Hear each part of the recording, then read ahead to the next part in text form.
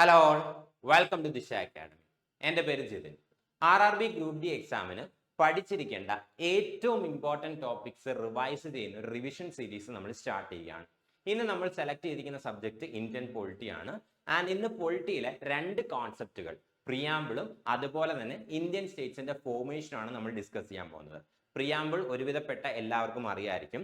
എന്നാൽ Indian സ്റ്റേറ്റ്സിന്റെ formation കുറച്ച് difficult ആയിട്ടുള്ള ടോപ്പിക്കാണ്. ആൻഡ് ഇന്ത്യൻ സ്റ്റേറ്റ്സിന്റെ ഫോർമേഷൻ ഡേറ്റ്സ് ആണ് എന്ത് ചെയ്യുന്നത് ചോദിക്കുന്നത്. സോ ഫോർമേഷൻ ഡേറ്റ്സ് കാണാതെ പഠിക്കാതെ കണക്ട് ചെയ്ത് പഠിക്കാൻ പറ്റുന്ന രീതിയിൽ ഒരു സ്റ്റോറി പോലെയാണ് എന്ത് ചെയ്യുന്നത് നമ്മൾ ആ ഒരു ഡിസ്കഷൻ കൊണ്ടുപോകാൻ പോകുന്നത്. സോ ഈ വീഡിയോ സ്കിപ്പ് ചെയ്യാതെ എൻഡ് വരെ കാണാനായിട്ട് ശ്രമിക്കുക. ഇമ്പോർട്ടൻ്റ് ആണ്, മസ്റ്റ് ആയിട്ട് ചോദിക്കാൻ ചാൻസ് ഉള്ള ടോപ്പിക്കുകളാണ് നമ്മൾ റിവൈസ് ചെയ്യാൻ പോകുന്നത്. ഒട്ടും ടൈം വേസ്റ്റ് ചെയ്യേണ്ട, നമുക്ക് നേരെ ടോപ്പിക്കിലേക്ക് പോകാം. First of all, preamble. എന്താണ് പ്രിയാമ്പിൾ? പ്രിയാമ്പിൾ എന്താണെന്ന് ചോദിച്ചു കഴിഞ്ഞാൽ, ഇപ്പൊ നിങ്ങളൊരു ബുക്ക് വായിക്കാനായിട്ട് എടുത്തു കഴിഞ്ഞാൽ ആ ബുക്കിന് എന്ത് കാണും? ഒരു ആമുഖം കാണും. ആ ഒരു ഓതർ അല്ലെങ്കിൽ ആ ഒരു എഴുത്തുകാരൻ ആ ബുക്ക് എന്തിനു വേണ്ടിയിട്ടാണ് എഴുതിയിരിക്കുന്നത്, എന്ത് മനസ്സിൽ കണ്ടിട്ടാണ് എഴുതിയിരിക്കുന്നത്, അതുപോലെ തന്നെ ബുക്കിനകത്ത് എന്താണുള്ളത്, ഒരു സമ്മറിയും കൂടെ നമുക്ക് എന്ത് ചെയ്യാൻ പറ്റും ആ ഒരു പ്രീഫേസിൽ നിന്ന്, ആമുഖത്തിൽ നിന്ന് നമുക്ക് വായിക്കാനായിട്ട് സാധിക്കും. അതേപോലെ തന്നെ നമ്മുടെ കോൺസ്റ്റിറ്റ്യൂഷന്റെ പ്രീഫേസ് അല്ലെങ്കിൽ ആമുഖമാണെന്ത് പ്രിയാമ്പിൾ എന്ന് പറയുന്നത്. കോൺസ്റ്റിറ്റ്യൂഷന്റെ ഭരണഘടനയുടെ ഇൻട്രൊഡക്ടറി സ്റ്റേറ്റ്മെന്റ്, ഒരു ഇൻട്രൊഡക്ഷൻ അല്ലെങ്കിൽ പ്രീഫേസ്, ആമുഖമാണെന്ത് പ്രിയാമ്പിൾ എന്ന് പറയുന്നത്. ആൻഡ് പ്രിയാമ്പിളിനെ വളരെ ഇമ്പോർട്ടൻസോട് കൂടിയാണ് എന്ത് ചെയ്ത് കോൺസ്റ്റിറ്റ്യൂന്റ് അസംബ്ലിയിലുള്ളവരും കാണുന്നത്, അതുപോലെ തന്നെ ജുഡീഷ്യറിയും കാണുന്നത്. സോ എമിനന്റ് ആയിട്ടുള്ള പല പേഴ്സണാലിറ്റികളും ഈ പ്രിയാമ്പിളിന് അത്രയും ഇമ്പോർട്ടൻസ് കൊടുത്തിട്ടുണ്ട്. എൻ.എ. പാൽക്കിവാല എന്ന് പറയുന്നത് വളരെ പ്രോമിനന്റ് ആയിട്ടുള്ള ഒരു ജൂറിസ്റ്റ് ആണ്. അതായത് ലോ റിലേറ്റഡ് ആയിട്ടുള്ള കാര്യങ്ങളിൽ വളരെ അധികം നോളജ് ഉള്ള ഒരു വ്യക്തിയാണ് എൻ.എ. പാൽക്കിവാല എന്ന് പറയുന്നത്. എൻ.എ. പാൽക്കിവാല പ്രിയാമ്പിളിനെ ഡിഫൈൻ ചെയ്തിരിക്കുന്നത് identity card of the constitution ആണ്. എക്സാമിന് ചോദിക്കാം, ആരാണ് പ്രിയാമ്പിളിനെ identity card of the constitution എന്ന് വിളിച്ചതെന്ന് എക്സാമിന് ചോദിക്കാം. എൻ.എ. പാൽക്കിവാലയാണ് എന്തിരിക്കുന്നത് പ്രിയാമ്പിളിനെ identity card of the constitution എന്ന് ഡിഫൈൻ ചെയ്തിരിക്കുന്നത്. അതുപോലെ തന്നെ കെ എം മുൻഷി എന്ന് പറയുന്നത് ഇന്ത്യൻ കോൺസ്റ്റിറ്റ്യൂഷൻ ഡ്രാഫ്റ്റ് ചെയ്ത, ഇന്ത്യൻ കോൺസ്റ്റിറ്റ്യൂഷൻ എഴുതിയിരിക്കുന്ന ഡ്രാഫ്റ്റിംഗ് കമ്മിറ്റിയിലെ ഒരു മെമ്പറാണ്. ആ ഡ്രാഫ്റ്റിംഗ് കമ്മിറ്റിയിലെ മെമ്പർ ആയിട്ടുള്ള കെ എം മുൻഷി പ്രിയാമ്പിളിനെ കുറിച്ച് പറഞ്ഞിരിക്കുന്നത് political horoscope of the constitution ആണ്. അതായത് ഇന്ത്യൻ ഭരണഘടനയുടെ പൊളിറ്റിക്കൽ ജാതകമാണ് പ്രിയാമ്പിൾ എന്നുള്ളതാണ് എന്ത് ചെയ്യുന്നത് കെ എം മുൻഷി പറഞ്ഞിരിക്കുന്നത്. രണ്ടും എക്സാമിന് ചോദിക്കാം. ആരാണ് പ്രിയാമ്പിളിനെ identity card of the constitution വിശേഷിപ്പിച്ചിരിക്കുന്നത് എന്ന് ചോദിക്കാം. എൻ.എ. പാൽക്കിവാലയാണ്. അതുപോലെ തന്നെ കെ എം മുൻഷി പ്രിയാമ്പിളിനെ വിശേഷിപ്പിച്ചിരിക്കുന്നത് political horoscope of the constitution ആണ്. അതായത് ഇന്ത്യൻ കോൺസ്റ്റിറ്റ്യൂഷന്റെ പൊളിറ്റിക്കൽ ജാതകം എന്നാണ് എന്ത് ചെയ്യുന്നത് കെ എം മുൻഷി പ്രിയാമ്പിളിനെ ഡിഫൈൻ ചെയ്തിരിക്കുന്നത്. ഇനി പ്രിയാമ്പിളിന്റെ കമ്പോണൻസ് എന്തൊക്കെയാണ്? പ്രിയാമ്പിളിനകത്ത് നമുക്ക് മേജർ ആയിട്ട് കാണാൻ പറ്റുന്ന കാര്യങ്ങൾ എന്തൊക്കെയാണെന്ന് ചോദിച്ചു കഴിഞ്ഞാൽ, ആരാണ് ഈ കോൺസ്റ്റിറ്റ്യൂഷൻ അതോറിറ്റി കൊടുത്തിരിക്കുന്നത്? കോൺസ്റ്റിറ്റ്യൂഷൻ അല്ലെങ്കിൽ ഭരണഘടനയാണ് ഇന്ത്യയിലെ ഏറ്റവും സുപ്രീം ആയിട്ടുള്ള നിയമം, ഏറ്റവും മുകളിലുള്ള നിയമം എന്ന് നമുക്കറിയാം. അതായത് ബാക്കി എല്ലാം കോൺസ്റ്റിറ്റ്യൂഷന് താഴെയാണെന്നുള്ള കാര്യം അറിയാം. ജുഡീഷ്യറി ആയാലും പാർലമെന്റ് ആയാലും ഗവൺമെന്റ് ആയാലും എല്ലാം തന്നെ എന്താണ് കോൺസ്റ്റിറ്റ്യൂഷന്റെ താഴെയാണ്. ഈ കോൺസ്റ്റിറ്റ്യൂഷന്, ഭരണഘടനയ്ക്ക് ആരാണ് ഇത്രയും പവേഴ്സ് കൊടുത്തിരിക്കുന്നത് എന്നുള്ള കാര്യം പ്രിയാമ്പിളിനകത്ത് പറഞ്ഞിട്ടുണ്ട്. അത് ജനങ്ങളാണ്. ജനങ്ങളുടെ കയ്യിൽ നിന്നാണ് എന്ത് ചെയ്യുന്നത് കോൺസ്റ്റിറ്റ്യൂഷൻ ഓർ ഭരണഘടന എന്ത് ചെയ്യുന്നത് ഭരണഘടനയുടെ പവേഴ്സ് എല്ലാം തന്നെ ഡിറൈവ് ചെയ്തിരിക്കുന്നത്. അതുപോലെ തന്നെ നമ്മുടെ ഇന്ത്യൻ സ്റ്റേറ്റ് ഏത് ടൈപ്പിലുള്ള സ്റ്റേറ്റ് ആണെന്നുള്ളത് എന്ത് ചെയ്തിട്ടുണ്ട് ഡിഫൈൻ ചെയ്തിട്ടുണ്ട്. നമ്മുടെ ഇന്ത്യൻ സ്റ്റേറ്റ് അല്ലെങ്കിൽ നമ്മുടെ രാജ്യം ഏത് ടൈപ്പ് രാജ്യമാണെന്നുള്ളതും പ്രിയാമ്പിളിനകത്ത് മെൻഷൻ ചെയ്തിട്ടുണ്ട്. നമ്മുടെ രാജ്യം എന്ന് പറയുന്നത് ഒരു സോവറിൻ കൺട്രിയാണ്, അതായത് പരമാധികാരമുള്ള കൺട്രിയാണ്. നമ്മുടെ ഡിസിഷൻസ് എല്ലാം തന്നെ നമ്മളാണ് എടുക്കുന്നത്, നമ്മൾ ആരെയും ഡിപ്പെൻഡ് ചെയ്യുന്നില്ല എന്നാണ് സോവറിൻ കൊണ്ട് എന്ത് ചെയ്യുന്നത് മീൻ ചെയ്യുന്നത്. അതുപോലെ തന്നെ നമ്മുടെ കൺട്രി എന്ന് പറയുന്നതാണ് ഒരു സോഷ്യലിസ്റ്റ് കൺട്രിയാണ്. അതായത് നമ്മുടെ കൺട്രി എന്ന് പറയുന്നത് ഒരു മിക്സഡ് എക്കോണമിയാണ് എന്ത് ചെയ്യുന്നത് ഫോളോ ചെയ്യുന്നത്. പബ്ലിക് സെക്ടറും പ്രൈവറ്റ് സെക്ടറും, പൊതുമേഖല പ്രൈവറ്റ് സെക്ടർ, സോ പ്രൈവറ്റ് സെക്ടറും അതുപോലെ തന്നെ പബ്ലിക് സെക്ടറും ഒരേപോലെ എക്സിസ്റ്റ് ചെയ്യുന്ന, പൊതുമേഖലാ സ്ഥാപനങ്ങളും അതുപോലെ തന്നെ സ്വകാര്യ സ്ഥാപനങ്ങളും ഒരേപോലെ എക്സിസ്റ്റ് ചെയ്യുന്ന ഒരു എക്കോണമിയാണ് നമ്മുടെ എക്കോണമി എന്നാണ് എന്ത് ചെയ്യുന്നത് പ്രിയാമ്പിളിനകത്ത് സോഷ്യലിസം കൊണ്ട് എന്ത് ചെയ്യുന്നത് മീൻ ചെയ്യുന്നത്. അതുപോലെ തന്നെ സെക്യുലർ, മതേതരത്വം പുലർത്തുന്ന ഒരു കൺട്രിയാണ് ഇന്ത്യ എന്ന് പറയുന്നത്. അതായത് ഇന്ത്യയിൽ എല്ലാ റിലീജിയനും, എല്ലാ മതങ്ങൾക്കും ഒരേ സ്റ്റാറ്റസ് ആണ്. അതുപോലെ തന്നെ ഒരേപോലെയാണ് എന്ത് ചെയ്യുന്നത് ഗവൺമെന്റ് എല്ലാ മതങ്ങളെയും ട്രീറ്റ് ചെയ്യുന്നത്. ഒരു മതത്തിനെ എന്ത് ചെയ്യുന്നിട്ടില്ല നമ്മുടെ ഒഫീഷ്യൽ റിലീജിയൻ ആയിട്ട് അഡോപ്റ്റ് ചെയ്തിട്ടില്ല. ഇനി ഡെമോക്രാറ്റിക് എന്ന് പറയുമ്പോൾ റൂൾ ഓഫ് ദി പീപ്പിൾ, ജനങ്ങളുടെ ഭരണമാണ് എന്ത് ചെയ്യുന്നത് നമ്മുടെ രാജ്യത്ത് നടക്കുന്നത്. അതായത് democracy, rule of the people by the people and for the people, അതാണ് എന്ത് ചെയ്യുന്നത് നമ്മുടെ കൺട്രിയിൽ നടക്കുന്നത്. അതുപോലെ തന്നെ ഒരു റിപ്പബ്ലിക് നേഷൻ, ഒരു റിപ്പബ്ലിക് രാജ്യം കൂടിയാണ് നമ്മുടെ കൺട്രി എന്ന് പറയുന്നത്. റിപ്പബ്ലിക് എന്ന് പറയുന്നത് നമ്മുടെ രാജ്യത്തിന്റെ തലവനായിട്ടുള്ള പ്രസിഡന്റിനെ നമ്മൾ ഇലക്ഷൻ വഴിയാണ് എന്ത് ചെയ്യുന്നത് ചൂസ് ചെയ്യുന്നത്. അതുകൊണ്ടാണ് നമ്മുടെ രാജ്യം എന്താകുന്നത് റിപ്പബ്ലിക് ആയിട്ട് മാറുന്നത്. സോ നമ്മുടെ രാജ്യം ഏത് ടൈപ്പ് ഓഫ് രാജ്യമാണെന്ന് ചോദിച്ചു കഴിഞ്ഞാൽ ഒരു സോവറിൻ കൺട്രിയാണ്, പരമാധികാരമുള്ള ഒരു കൺട്രിയാണ്, സോഷ്യലിസ്റ്റ് കൺട്രിയാണ്. അതായത് പ്രൈവറ്റ് സെക്ടറിനെയും കൂടി അലോ ചെയ്യുന്ന, സ്വകാര്യ സ്ഥാപനങ്ങൾ അല്ലെങ്കിൽ സ്വകാര്യ മേഖലയെ കൂടി അലോ ചെയ്യുന്ന ഒരു മിക്സ് എക്കോണമിയാണ് നമ്മൾ ഫോളോ ചെയ്യുന്നത്. അതുപോലെ തന്നെ സെക്യുലർ, മതേതരത്വം കാത്തു സൂക്ഷിക്കുന്ന ഒരു കൺട്രിയാണ്. അതായത് ഒരു റിലീജിയനെ എന്ത് ചെയ്തിട്ടില്ല ഒഫീഷ്യൽ റിലീജിയൻ ആയിട്ട് നമ്മൾ എടുത്തിട്ടില്ല. എല്ലാ റിലീജിയനെയും ഒരേപോലെയാണ് എന്ത് ചെയ്യുന്നത് നമ്മൾ ട്രീറ്റ് ചെയ്യുന്നത്. ദെൻ ഡെമോക്രസി, അതായത് ജനങ്ങളുടെ റൂളാണ് എന്ത് ചെയ്യുന്നത് ഇന്ത്യയിൽ നടക്കുന്നത്. ആൻഡ് റിപ്പബ്ലിക് ആണ്. റിപ്പബ്ലിക് മീൻസ് നമ്മുടെ രാജ്യത്തിന്റെ ഹെഡ്, തലവനായിട്ടുള്ള പ്രസിഡന്റിനെ നമ്മൾ ഇലക്ഷൻ വഴിയാണ് ചൂസ് ചെയ്യുന്നത്. അല്ലാതെ ഒരു പെർട്ടിക്കുലർ ഫാമിലിയിലുള്ളവർ മാത്രമല്ല നമ്മുടെ രാജ്യത്തിന്റെ തലവനായിട്ട് മാറുന്നത്. ഇപ്പൊ ബ്രിട്ടന്റെ കേസ് എടുത്തു കഴിഞ്ഞാൽ അവിടെ ബ്രിട്ടന്റെ തലവൻ എന്ന് പറയുന്നത് എന്താണ് അവിടുത്തെ കിങ് അല്ലെങ്കിൽ ക്യൂനാണ്. അതെന്ന് പറയുന്നതാണ് ഒരു കുടുംബം തലമുറയായിട്ട് കൈമാറി വരുന്ന ഒരു പൊസിഷനാണ്, ഒരു ഹെറിഡിറ്ററി പൊസിഷനാണ്. എന്നാൽ നമ്മുടെ രാജ്യത്തിന്റെ കേസ് എടുത്തു കഴിഞ്ഞാൽ നമ്മുടെ രാജ്യത്തിന്റെ ഹെഡ് ആയിട്ടുള്ള പ്രസിഡന്റിനെ നമ്മൾ ഇലക്ട് ആണ് ചെയ്യുന്നത്. അതുകൊണ്ടാണ് എന്ത് ചെയ്യുന്നത് നമ്മുടെ കൺട്രി റിപ്പബ്ലിക് ആയിട്ട് മാറുന്നത്. ഇനി കോൺസ്റ്റിറ്റ്യൂഷന്റെ ഒബ്ജക്റ്റീവ്സ് എന്തൊക്കെയാണെന്നുള്ളതും പ്രിയാമ്പിളിനകത്ത് മെൻഷൻ ചെയ്തിട്ടുണ്ട്. അതായത് ജസ്റ്റിസ്, ലിബർട്ടി, ഇക്വാളിറ്റി, ഫ്രട്ടേണിറ്റി, ഇത് നാലുമാണെന്ത് നമ്മുടെ കോൺസ്റ്റിറ്റ്യൂഷന്റെ ഒബ്ജക്റ്റീവ്സ് എന്ന് പറയുന്നത്. കോൺസ്റ്റിറ്റ്യൂഷന്റെ ഒബ്ജക്റ്റീവ്സ് എന്തൊക്കെയാണെന്ന് ചോദിക്കാം. ജസ്റ്റിസ്, ലിബർട്ടി, ഇക്വാളിറ്റി, ഫ്രട്ടേണിറ്റി, ഇതാണെന്ത് നമ്മുടെ കോൺസ്റ്റിറ്റ്യൂഷന്റെ ഒബ്ജക്റ്റീവ്സ് എന്ന് പറയുന്നത്. ഇതിൽ ജസ്റ്റിസ് എന്ന് പറയുന്നത് നമ്മൾ റഷ്യൻ റവല്യൂഷനിൽ നിന്നാണ് എന്തിരിക്കുന്നത് എടുത്തിരിക്കുന്നത്. ഈ ജസ്റ്റിസിന്റെ ഐഡിയൽ നമ്മൾ എടുത്തിരിക്കുന്നത് റഷ്യൻ റവല്യൂഷനിൽ നിന്നാണ്, അല്ലെങ്കിൽ റഷ്യയിൽ നിന്നാണ് എന്തിരിക്കുന്നത് നമ്മൾ ജസ്റ്റിസിന്റെ ഈ ഒരു ഐഡിയൽ എടുത്തിരിക്കുന്നത്. ഇനി ലിബർട്ടി, ഇക്വാലിറ്റി, ഫ്രട്ടേണിറ്റി, ഇത് മൂന്നും നമ്മൾ എടുത്തിരിക്കുന്നത് ഫ്രഞ്ച് റവല്യൂഷനിൽ നിന്നാണ്. ഫ്രഞ്ച് റവല്യൂഷനിൽ നിന്നാണ് എന്തിരിക്കുന്നത് നമ്മൾ ഈ മൂന്ന് ideals liberty, equality and fraternity, ഇത് മൂന്നും എന്തിരിക്കുന്നത് നമ്മൾ അഡോപ്റ്റ് ചെയ്തിരിക്കുന്നത്. എക്സാമിന് ചോദിക്കാം ജസ്റ്റിസ് പ്രിയാമ്പിളിനകത്ത് കാണുന്ന ജസ്റ്റിസ് ഏത് രാജ്യത്തു നിന്നാണ് അല്ലെങ്കിൽ എവിടെ നിന്നാണ് നമ്മൾ ഇൻസ്പയർ ചെയ്തിരിക്കുന്നത് എന്ന് എക്സാമിന് ചോദിക്കാം. ജസ്റ്റിസ് എന്ന് പറയുന്ന റഷ്യൻ റവല്യൂഷനിൽ നിന്നാണ് അഡോപ്റ്റ് ചെയ്തിരിക്കുന്നത്. അതേസമയം ലിബർട്ടി, ഇക്വാലിറ്റി, ഫ്രട്ടേണിറ്റി, ഇത് മൂന്നും നമ്മൾ എടുത്തിരിക്കുന്നത് ഫ്രഞ്ച് റവല്യൂഷനിൽ നിന്നാണ്. അതുപോലെ തന്നെ നമ്മുടെ കോൺസ്റ്റിറ്റ്യൂഷൻ അഡോപ്റ്റ് ചെയ്ത ഡേറ്റ് ഓഫ് അഡോപ്ഷൻ എന്ത് ചെയ്തിട്ടുണ്ട് പ്രിയാമ്പിളിനകത്ത് മാർക്ക് ചെയ്തിട്ടുണ്ട്. അതായത് കോൺസ്റ്റിറ്റ്യൂന്റ് അസംബ്ലി നമ്മുടെ കോൺസ്റ്റിറ്റ്യൂഷന്റെ എല്ലാ വർക്കും തീർത്ത് ഫൈനൽ ഡിസ്കഷൻസും കഴിഞ്ഞ് ഈ കോൺസ്റ്റിറ്റ്യൂഷൻ കൈയടിച്ച് പാസ്സാക്കിയ ദിവസം, അതാണ് ഡേറ്റ് ഓഫ് അഡോപ്ഷൻ എന്ന് പറയുന്നത്. ആ ഡേറ്റ് ഓഫ് അഡോപ്ഷൻ എന്ന് പറയുന്നത് നവംബർ 26. ആ ഡേറ്റ് ഓഫ് അഡോപ്ഷൻ എന്ന് പറയുന്നത് നവംബർ 26, 1949 ആണ്. നവംബർ 26, 1949 ആണെന്ത് ആ ഒരു ഡേറ്റ് ഓഫ് അഡോപ്ഷൻ എന്ന് പറയുന്നത്. അതും എന്ത് ചെയ്തിട്ടുണ്ട് കോൺസ്റ്റിറ്റ്യൂഷനകത്ത് മെൻഷൻ ചെയ്തിട്ടുണ്ട്.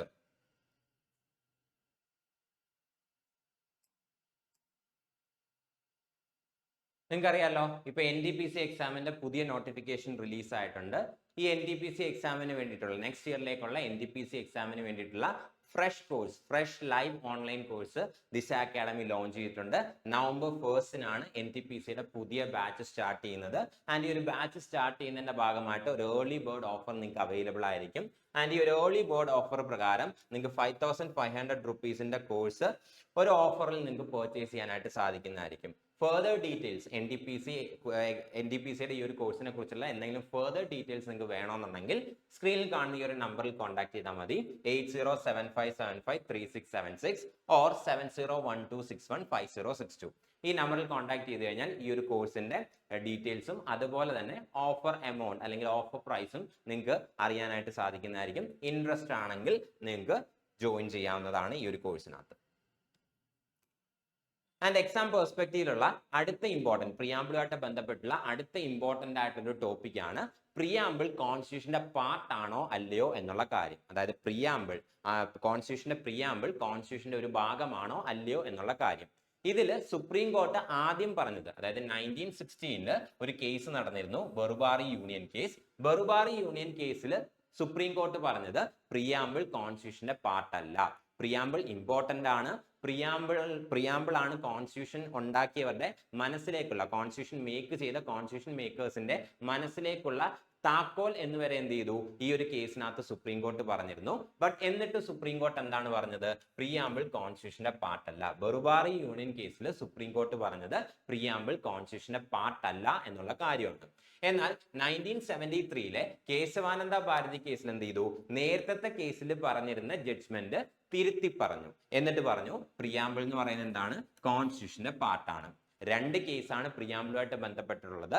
ബറുബാറി യൂണിയൻ കേസ്, അന്ന് സുപ്രീം കോർട്ട് പറഞ്ഞത് പ്രിയാമ്പിൾ കോൺസ്റ്റിറ്റ്യൂഷന്റെ പാർട്ടല്ല. രണ്ടാമത്തെ കേസാണെന്ത്? കേശവാനന്ദ ഭാരതി കേസ്. ഈ ഒരു കേസിൽ സുപ്രീം കോർട്ട് പറഞ്ഞത് പ്രിയാമ്പിൾ കോൺസ്റ്റിറ്റ്യൂഷന്റെ പാർട്ടാണ്. അപ്പോ നിലവിൽ എന്താണ് സ്റ്റാറ്റസ് എന്ന് ചോദിച്ചു കഴിഞ്ഞാൽ പ്രിയാമ്പിൾ കോൺസ്റ്റിറ്റ്യൂഷന്റെ പാർട്ടാണ്. കേശവാനന്ദ ഭാരതി കേസിൽ സുപ്രീം കോർട്ട് പറഞ്ഞത് മുതൽ പ്രിയാമ്പിൾ എന്താണ്? കോൺസ്റ്റിറ്റ്യൂഷന്റെ പാർട്ടായിട്ട് തന്നെയാണ് കൺസിഡർ ചെയ്യുന്നത്. ഇനി രണ്ടാമത്തെ പ്രിയാമ്പിളുമായിട്ട് ബന്ധപ്പെട്ടുള്ള രണ്ടാമത്തെ ചോദ്യമാണ് പ്രിയാമ്പിൾ ചേഞ്ച് ചെയ്യാൻ സാധിക്കുമോ എന്നുള്ള കാര്യം. പ്രിയാമ്പിളിനകത്ത് തിരുത്ത് വരുത്താൻ സാധിക്കുമോ എന്നുള്ള കാര്യം. കേശവാനന്ദ ഭാരതി കേസിൽ സുപ്രീം കോർട്ട് ഇതിനും ഉത്തരം പറഞ്ഞിട്ടുണ്ട്. സുപ്രീം കോർട്ട് പറഞ്ഞതനുസരിച്ച് പ്രിയാമ്പിൾ എന്ത് ചെയ്യാൻ പറ്റും? ചേഞ്ച് ചെയ്യാനായിട്ട് സാധിക്കും. പ്രിയാമ്പിൾ കോൺസ്റ്റിറ്റ്യൂഷന്റെ ഭാഗമാണ്, അതുകൊണ്ട് തന്നെ പ്രിയാമ്പിൾ എന്ത് ചെയ്യാൻ പറ്റും? ചേഞ്ച് ചെയ്യാനായിട്ട് സാധിക്കും. പക്ഷേ അങ്ങനെ ചേഞ്ച് ചെയ്യുമ്പോൾ കോൺസ്റ്റിറ്റ്യൂഷന്റെ ബേസിക് സ്ട്രക്ചർ എന്ത് ചെയ്യാൻ പാടില്ല?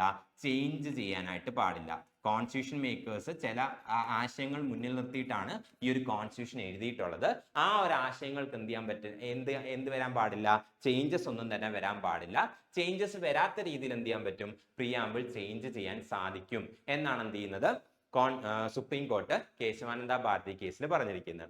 ആൻഡ് ഈ ഒരു കേസിന് ശേഷം, അതായത് പ്രിയാമ്പിൾ ചേഞ്ച് ചെയ്യാൻ സാധിക്കും എന്ന് സുപ്രീം കോർട്ട് എന്ത് ചെയ്തിട്ടുണ്ട്? ഈ ഒരു കേസിനകത്ത് പറഞ്ഞിട്ടുണ്ട്. ആ ഒരു കേസിന് ശേഷം ഒരേ ഒരു തവണ, ഇതുവരെയുള്ള ടൈം പീരീഡ് എടുത്തു കഴിഞ്ഞാൽ ഒരൊറ്റ തവണ മാത്രമേ എന്ത് ചെയ്തിട്ടുള്ളൂ? പ്രിയാമ്പിൾ ചേഞ്ച് ചെയ്തിട്ടുള്ളൂ. അത് 42nd constitution amendment act of 1976 പ്രകാരമാണ്. 1976 42ാമത്തെ ഭരണഘടനാ ഭേദഗതി പ്രകാരമാണ് എന്ത് ചെയ്യുന്നത്? പ്രിയാമ്പിൾ ചേഞ്ച് ചെയ്യുന്നത്. ആൻഡ് എന്താണ് വരുത്തിയ ചേഞ്ച് എന്ന് ചോദിച്ചു കഴിഞ്ഞാൽ പുതിയ 3 വാക്കുകൾ എന്ത് ചെയ്തു? ആഡ് ചെയ്തു. Socialist, secular and integrity. ഈ പുതിയ 3 ടേംസ് എന്ത് ചെയ്തു? ആഡ് ചെയ്തു. Socialist, secular, integrity. ഈ പുതിയ 3 ടേംസ് ആണ് എന്ത് ചെയ്തത്? നമ്മുടെ കോൺസ്റ്റിറ്റ്യൂഷൻ പ്രിയാമ്പിളിനകത്തേക്ക് ആഡ് ചെയ്ത്. പ്രിയാമ്പിളിനകത്ത് ഒരേ ഒരു തവണ, ഇതുവരെ കോൺസ്റ്റിറ്റ്യൂഷൻ നിലവിൽ വന്നത് മുതൽ ഇതുവരെയുള്ള ടൈം പീരീഡ് എടുത്തു കഴിഞ്ഞാൽ ഒരൊറ്റ തവണ മാത്രമേ എന്ത് ചെയ്തിട്ടുള്ളൂ? ചേഞ്ച് വരുത്തിയിട്ടുള്ളൂ. ആ ചേഞ്ച് വരുത്തിയത് 42ാമത്തെ ഭരണഘടനാ ഭേദഗതി പ്രകാരമാണ് ഇൻ ദ ഇയർ 1976. ആൻഡ് എന്താണ് വരുത്തിയ ചേഞ്ച് എന്ന് ചോദിച്ചു കഴിഞ്ഞാൽ 3 പുതിയ വാക്കുകൾ എന്ത് ചെയ്തു? പ്രിയാമ്പിളിനകത്തേക്ക് ആഡ് ചെയ്തു. Socialist, secular, integrity. ഈ പുതിയ 3 വാക്കുകൾ മാത്രമാണ് എന്ത് ചെയ്ത്? പ്രിയാമ്പിളിനകത്തേക്ക് ആഡ് ചെയ്ത്. അത് മാത്രമാണ് ഇതുവരെ പ്രിയാമ്പിളിനകത്ത് വരുത്തിയിട്ടുള്ള ഏക ചേഞ്ച് എന്ന് പറയുന്നത്. അടുത്ത ടോപ്പിക്കാണ് evolution of States in India. ഇന്ത്യയിലെ സ്റ്റേറ്റുകളുടെ എവല്യൂഷൻ എങ്ങനെയാണ് എന്നുള്ള കാര്യം ഒരു സ്റ്റോറി പോലെ, ഒരു കഥ പോലെ നമുക്ക് പഠിക്കാം. 1947 1947 എന്ത് ചെയ്തു? ഇന്ത്യക്ക് ഇൻഡിപെൻഡൻസ് കിട്ടി. ഇന്ത്യക്ക് ഇൻഡിപെൻഡൻസ് കിട്ടിയപ്പോൾ ബ്രിട്ടീഷുകാരുടെ കയ്യിലുണ്ടായിരുന്ന കുറച്ച് പ്രദേശങ്ങളും കുറച്ച് നാട്ടുരാജ്യങ്ങളും എന്ത് ചെയ്തു? ഇന്ത്യയുടെ അതിർത്തിക്കകത്ത് വന്നു. ഈ അതിർത്തിക്കകത്ത് വന്ന രാജ്യങ്ങളെ, ബ്രിട്ടീഷ് പ്രദേശങ്ങളെയും അതുപോലെ തന്നെ നാട്ടുരാജ്യങ്ങളെയും കൂടെ എന്ത് ചെയ്തു? ഇന്ത്യൻ ഗവൺമെന്റ് 4ആയിട്ട് ഡിവൈഡ് ചെയ്തു. ഇപ്പൊ നമ്മുടെ ഇന്ത്യയിൽ 28 സ്റ്റേറ്റും 8 യൂണിയൻ ടെറിട്ടറി ഉണ്ടല്ലോ. അതുപോലെ 1947 ഇൻഡിപെൻഡൻസിന് ശേഷം ഇന്ത്യ എന്ത് ചെയ്തു? 4 ഡിവിഷൻ ആയിട്ടാണ് എന്ത് ചെയ്ത്? ഡിവൈഡ് ചെയ്തത്. Part A States, part B States, part C States, അതുപോലെ തന്നെ പാർട്ട് ഡി ടെറിട്ടറീസ്. അത് ഇമ്പോർട്ടന്റ് അല്ല.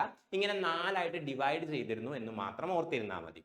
എന്നാൽ ഈ ഒരു ഡിവിഷൻ എന്ന് പറയുന്നത് അഡ്മിനിസ്ട്രേഷന് വേണ്ടിയിട്ട്, അല്ലെങ്കിൽ ഭരണം എളുപ്പമാക്കുന്നതിന് വേണ്ടിയിട്ട് മാത്രം കൊണ്ടുവന്ന ഡിവിഷൻ ആയിരുന്നു. അതുകൊണ്ട് തന്നെ ഇതിനകത്ത് എന്തില്ലായിരുന്നു? പ്രത്യേകിച്ച് ഒരു ക്രൈറ്റീരിയ ഒന്നും ഇല്ലായിരുന്നു. എന്നാൽ ജനങ്ങൾക്കിടയിൽ എന്ത് ചെയ്തു? ലാംഗ്വേജിന്റെ ബേസിസിൽ, ഭാഷയുടെ ബേസിസിൽ സ്റ്റേറ്റ്സിനെ ഡിവൈഡ് ചെയ്യണം എന്നുള്ള ഒരു ആവശ്യം ഉയർന്നു വന്നു. ആൻഡ് ആ ഒരു ആവശ്യം ഒരുപാട് ശക്തമായിട്ട് വന്നപ്പോൾ ഗവൺമെന്റ് എന്ത് ചെയ്തു? ഒരു കമ്മിറ്റി അപ്പോയിന്റ് ചെയ്തു. ജൂൺ 1948 എന്ത് ചെയ്യുന്നത്? ഗവൺമെന്റ് ആദ്യത്തെ കമ്മീഷൻ കോൺസ്റ്റിറ്റ്യൂട്ട് ചെയ്യുന്നത്. ഭാഷയുടെ ബേസിസിൽ, ലാംഗ്വേജിന്റെ ബേസിൽ സ്റ്റേറ്റ്സിനെ ഡിവൈഡ് ചെയ്യണമോ വേണ്ടയോ എന്ന് ഡിസൈഡ് ചെയ്യാനായിട്ട് എന്ത് ചെയ്തു? ഒരു ലിംഗ്വിസ്റ്റിക് പ്രൊവിൻസസ് കമ്മീഷനെ അപ്പോയിന്റ് ചെയ്തു. ഈ ഒരു ലിംഗ്വിസ്റ്റിക് പ്രൊവിൻസസ് കമ്മീഷനെ അപ്പോയിന്റ് ചെയ്യുന്നത് ജൂൺ 1948. ഈ ഒരു ലിംഗ്വിസ്റ്റിക് പ്രൊവിൻസസ് കമ്മീഷന്റെ ചെയർമാൻ എന്ന് പറയുന്നത് SK ദാർ ആയിരുന്നു. അതുകൊണ്ട് തന്നെ ഈ ഒരു കമ്മീഷനെ എന്ത് ചെയ്യാറുണ്ട്, ദാർ കമ്മീഷൻ എന്നും വിളിക്കാറുണ്ട്. ഈ ഒരു കമ്മീഷൻ ഈ ഒരു കേസ്, അതായത് ലാംഗ്വേജിന്റെ ബേസിൽ സ്റ്റേറ്റ്സിനെ ഡിവൈഡ് ചെയ്യണമോ വേണ്ടോ എന്ന് എന്ത് ചെയ്തു, സ്റ്റഡി ചെയ്തു. അതിന്റെ ഭാഗമായിട്ട് ഈ കമ്മീഷൻ പറഞ്ഞത് ലാംഗ്വേജിന്റെ ബേസിൽ എന്ത് ചെയ്യണ്ട, സ്റ്റേറ്റ്സിനെ ഡിവൈഡ് ചെയ്യണ്ട എന്നുള്ളതാണ് കമ്മീഷൻ പറഞ്ഞത്. അപ്പോൾ എന്ത് ചെയ്തു, ലാംഗ്വേജിന്റെ ബേസിൽ സ്റ്റേറ്റ്സിനെ ഡിവൈഡ് ചെയ്യണ്ട എന്നുള്ള കാര്യത്തിനകത്ത് തീരുമാനമായി. എന്നാൽ ജനങ്ങൾ എന്ത് ചെയ്തു, വീണ്ടും ഇതേ ആവശ്യം ഉന്നയിച്ചു. ലാംഗ്വേജിന്റെ ബേസിൽ സ്റ്റേറ്റ്സിനെ ഡിവൈഡ് ചെയ്യണം എന്നുള്ള ആവശ്യം എന്ത് ചെയ്തു, വീണ്ടും ഉന്നയിച്ചു. അതിന്റെ ഭാഗമായിട്ട് എന്ത് ചെയ്തു, ഡിസംബർ 1948 ഗവൺമെന്റിന് അടുത്ത കമ്മിറ്റി കോൺസ്റ്റിറ്റ്യൂട്ട് ചെയ്യേണ്ടി വന്നു. അതാണ് ലിംഗ്വിസ്റ്റിക് പ്രൊവിൻസസ് കമ്മിറ്റി. ലാംഗ്വേജിന്റെ ബേസിസിൽ സ്റ്റേറ്റ്സിനെ ഡിവൈഡ് ചെയ്യണമോ വേണ്ടയോ എന്ന് ഡിസൈഡ് ചെയ്യുന്നതിന് വേണ്ടിയിട്ട് എന്ത് ചെയ്തു, ഒരു ലിംഗ്വിസ്റ്റിക് പ്രൊവിൻസസ് കമ്മിറ്റി സെറ്റപ്പ് ചെയ്തു. ഒരു ലിംഗ്വിസ്റ്റിക് പ്രൊവിൻസസ് കമ്മിറ്റി എന്ത് ചെയ്തു, സെറ്റപ്പ് ചെയ്തു ഇൻ ഡിസംബർ 1948. ഈ ലിംഗ്വിസ്റ്റിക് പ്രൊവിൻസസ് കമ്മിറ്റിയിൽ 3 മെമ്പേഴ്സ് ഉണ്ടായിരുന്നു, ജവഹർലാൽ നെഹ്റു, വല്ലഭായ് പട്ടേൽ ആൻഡ് പട്ടാഭി സീതാരാമയ്യ. ജവഹർലാൽ നെഹ്റു, വല്ലഭായ് പട്ടേൽ, പട്ടാഭി സീതാരാമയ്യ. അതുകൊണ്ട് ഈ ഒരു കമ്മിറ്റി JVP കമ്മിറ്റി എന്നും വിളിക്കാറുണ്ട്. ഈ ഒരു കമ്മിറ്റി സ്റ്റഡി ചെയ്തിട്ട് അവർ കൊടുത്ത റിപ്പോർട്ട് പ്രകാരം ലാംഗ്വേജിന്റെ ബേസിൽ, ഭാഷയുടെ ബേസിൽ എന്ത് ചെയ്യണ്ട, സ്റ്റേറ്റ്സിനെ ഡിവൈഡ് ചെയ്യണ്ട എന്നാണ് പറഞ്ഞത്. എന്നാൽ ഡിസംബർ 1953 എന്ത് ചെയ്യേണ്ടി വന്നു, 1953 ഗവൺമെന്റ് എന്ത് ചെയ്യേണ്ടി വന്നു, ആദ്യത്തെ സ്റ്റേറ്റ്, ഭാഷയുടെ ബേസിസിലുള്ള ആദ്യത്തെ സ്റ്റേറ്റ് ക്രിയേറ്റ് ചെയ്യേണ്ടി വന്നു. അതാണെന്ത്, ആന്ധ്ര സ്റ്റേറ്റ് എന്ന് പറയുന്നത്. ഈ ആന്ധ്ര സ്റ്റേറ്റ് ക്രിയേറ്റ് ചെയ്യാനുള്ള മെയിൻ റീസൺ എന്താണെന്ന് ചോദിച്ചു കഴിഞ്ഞാൽ, കോൺഗ്രസിന്റെ ഒരു പ്രവർത്തകൻ ഉണ്ടായിരുന്നു, പോറ്റി ശ്രീരാമുലു. പോറ്റി ശ്രീരാമുലു എന്ന് പറയുന്ന തെലുങ്ക് സംസാരിക്കുന്ന ഒരു വ്യക്തിയായിരുന്നു. സോ തെലുഗു സംസാരിക്കുന്ന ആൾക്കാർക്ക് വേണ്ടിയിട്ട് ഒരു സെപ്പറേറ്റ് സ്റ്റേറ്റ് വേണം എന്ന് പറഞ്ഞ് പോറ്റി ശ്രീരാമുലു എന്ത് ചെയ്തു, മരണം വരെ നിരാഹാരം സ്റ്റാർട്ട് ചെയ്തു. 56 ദിവസമാണ് ആ ഒരു സത്യാഗ്രഹം നീണ്ടു നിന്നത്. ആ ഒരു സത്യാഗ്രഹത്തിന്റെ അവസാനം എന്ത് ചെയ്തു, അദ്ദേഹം മരണപ്പെട്ടു. തെലുഗു സ്പീക്കിംഗ് ആൾക്കാരുടെ ഇടയിൽ എന്ത് ചെയ്തു, വികാരം ആളിക്കത്തി. ആ ഒരു പ്രൊട്ടസ്റ്റ് ശമിപ്പിക്കുന്നതിന് വേണ്ടിയിട്ട് എന്ത് ചെയ്തു, ഗവൺമെന്റ് 1953 ആദ്യത്തെ ഭാഷയുടെ ബേസിസിലുള്ള സ്റ്റേറ്റ് ക്രിയേറ്റ് ചെയ്തു. അതാണ് ആന്ധ്ര സ്റ്റേറ്റ് എന്ന് പറയുന്നത്. അതായത് അന്നത്തെ മദ്രാസിൽ നിന്ന് തെലുങ്ക് സംസാരിക്കുന്ന ആൾക്കാരുള്ള ഒരു പെർട്ടിക്കുലർ റീജിയൻ മാറ്റി എന്ത് ചെയ്തു, ആന്ധ്ര എന്ന് പറഞ്ഞ പുതിയൊരു സ്റ്റേറ്റ് എന്ത് ചെയ്തു, ക്രിയേറ്റ് ചെയ്തു. ഒരു സ്റ്റേറ്റ് ലാംഗ്വേജിന്റെ ബേസിൽ ക്രിയേറ്റ് ചെയ്യപ്പെട്ടപ്പോൾ മറ്റ് ലാംഗ്വേജ് സംസാരിക്കുന്നവർ എന്ത് ചെയ്തു, അവർക്കും സ്വന്തം ലാംഗ്വേജിന്റെ അല്ലെങ്കിൽ ലാംഗ്വേജിന്റെ ബേസിൽ സ്റ്റേറ്റ്സ് വേണമെന്നുള്ള ഡിമാൻഡ് വന്നു. അങ്ങനെ ഗവൺമെന്റ് എന്ത് ചെയ്യേണ്ടി വന്നു, വീണ്ടും ഈ ഒരു കാര്യം സ്റ്റഡി ചെയ്യുന്നതിന് വേണ്ടിയിട്ട് ഒരു കമ്മിറ്റി അല്ലെങ്കിൽ ഒരു കമ്മീഷൻ അപ്പോയിന്റ് ചെയ്യേണ്ടി വന്നു. അതാണെന്ത്, states reorganisation commission. States reorganisation commission 1953 എന്ത് ചെയ്യുന്നത്, ഈ ഒരു സ്റ്റേറ്റ്സ് റീഓർഗനൈസേഷൻ കമ്മീഷൻ സെറ്റപ്പ് ചെയ്യുന്നത്.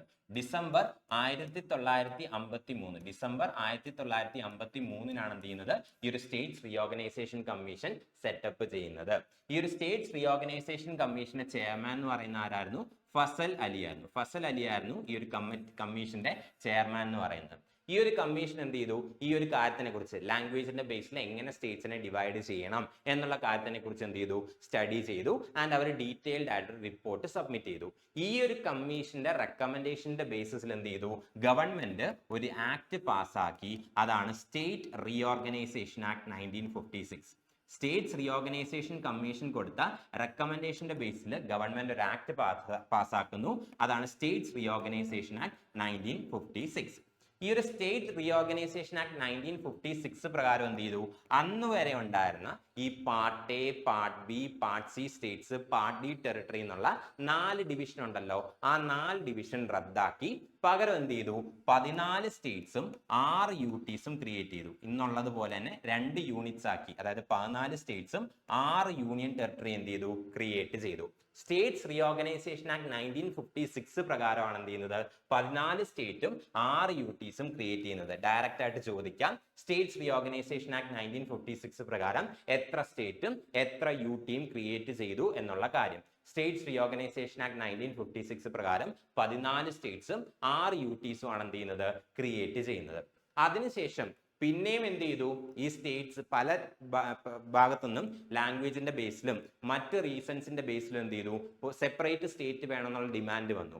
അങ്ങനെ ഈ 14 സ്റ്റേറ്റ്സിൽ നിന്നും 6 യൂണിറ്റ്സിൽ നിന്നും എന്ത് ചെയ്തു, വീണ്ടും പുതിയ സ്റ്റേറ്റുകളും പുതിയ യൂണിയൻ ടെറിട്ടറീസും ഒക്കെ എന്ത് ചെയ്തു, ഫോം ചെയ്തു. ഈ ഒരു 1956 1956 ശേഷം ഫോം ചെയ്ത സ്റ്റേറ്റുകളുടെ ഫോർമേഷൻ ഡേറ്റ് ഇമ്പോർട്ടൻ്റ് ആണ്, ചോദിക്കാറുണ്ട്.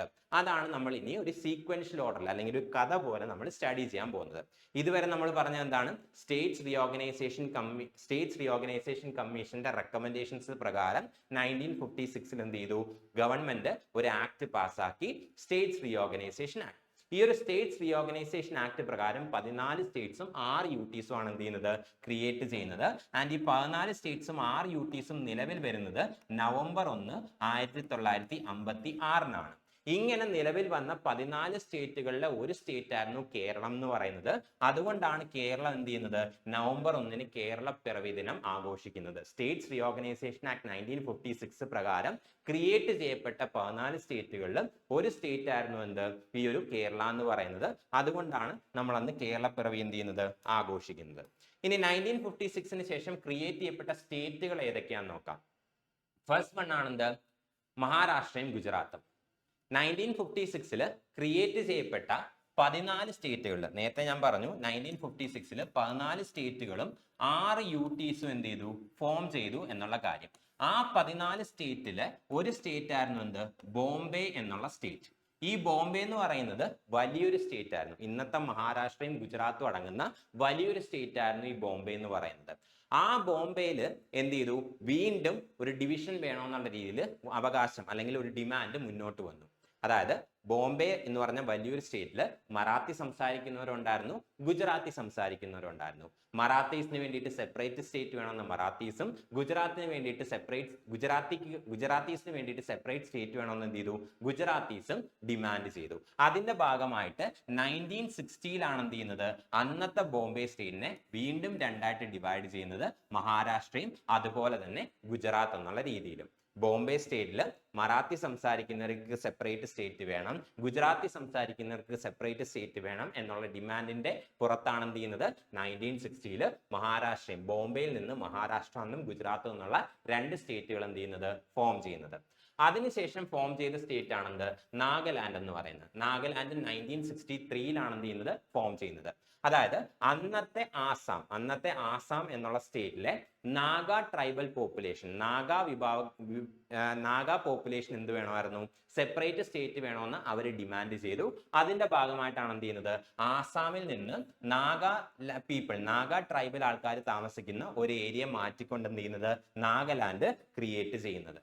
ആൻഡ് അടുത്ത ഡിവിഷൻ നടക്കുന്നത് 1966 അതായത് അന്നത്തെ പഞ്ചാബ് എടുത്തു കഴിഞ്ഞാൽ അവിടെ പഞ്ചാബി സംസാരിക്കുന്നവരുണ്ടായിരുന്നു, ഹിന്ദി സംസാരിക്കുന്നവരുണ്ടായിരുന്നു.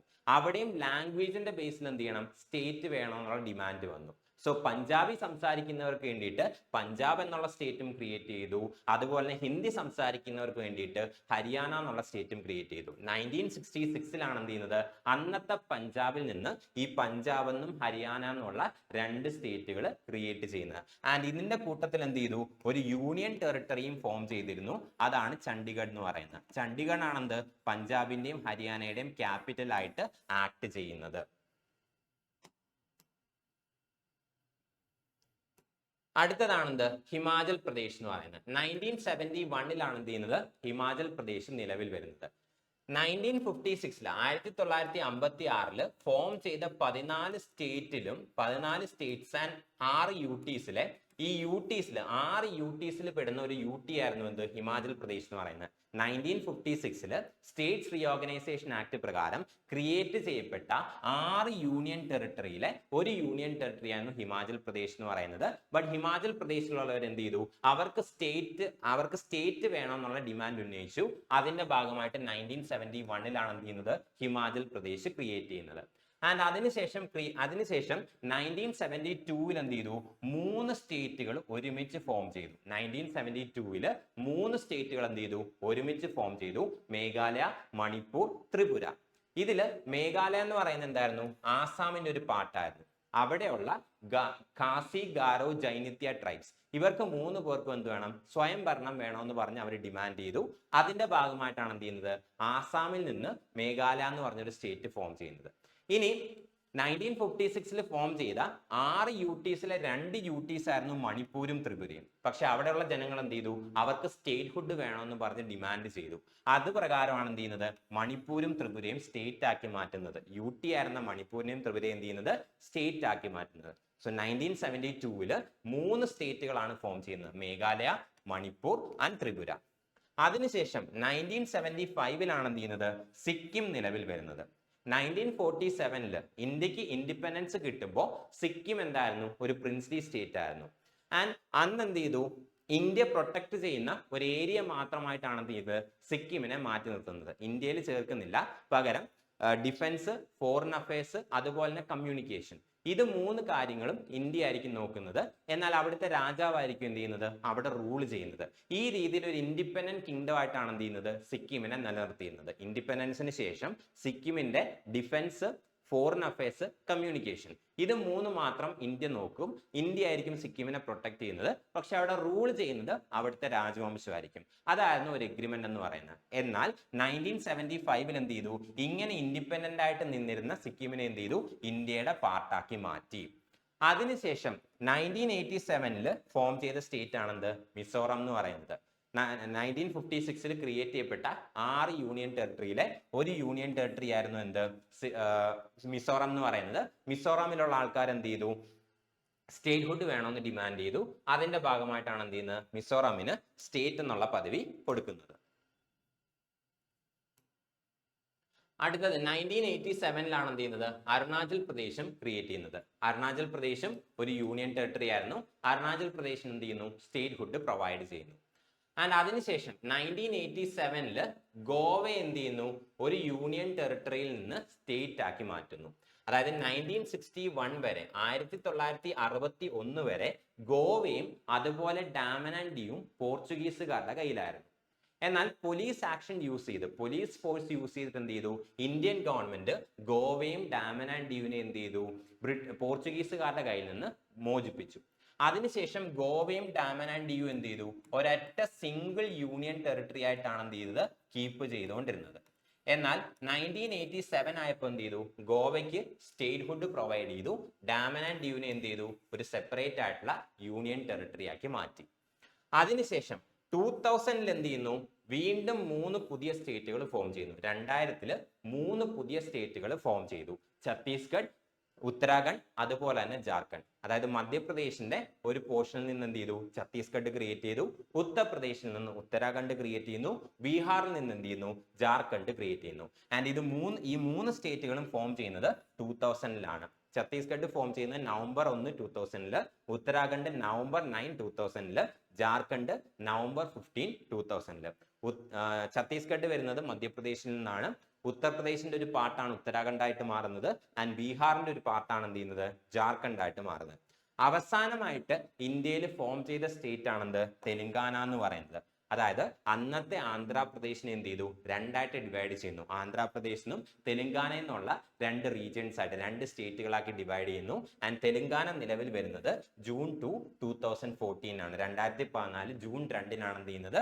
തെലങ്കാന നിലവിൽ വരുന്നത്. അന്നത്തെ ആന്ധ്രാപ്രദേശിന്റെ ഒരു പോർഷനെ ഡിവൈഡ് ചെയ്തുകൊണ്ട് എന്ത് ചെയ്തു? തെലങ്കാന എന്ന് പറഞ്ഞ പുതിയൊരു സ്റ്റേറ്റ് ഫോം ചെയ്തു. ഇതാണ് സ്റ്റേറ്റുകളുടെ ഫോർമേഷൻ ഡേറ്റിന്റെ ആ ഒരു ക്രോണോളജി എന്ന് പറയുന്നത്. സ്റ്റേറ്റ്സ് ഫോം ചെയ്ത ഡേറ്റുകൾ റിപ്പീറ്റഡ് ആയിട്ട് ചോദിക്കാറുണ്ട്.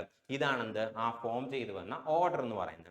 ഈ ഒരു ഓർഡറിൽ പഠിച്ചു വെച്ചിരുന്നു കഴിഞ്ഞാൽ നിങ്ങൾക്ക് ലോജിക്കലി പല ക്വസ്റ്റ്യൻസും സോൾവ് ചെയ്യാനായിട്ട് സാധിക്കും. അപ്പോൾ ഇത്രയാണ് നമ്മൾ ഇന്ന് റിവിഷന് വേണ്ടിയിട്ട് സെലക്ട് ചെയ്യുന്ന പോർഷൻസ് എന്ന് പറയുന്നത്.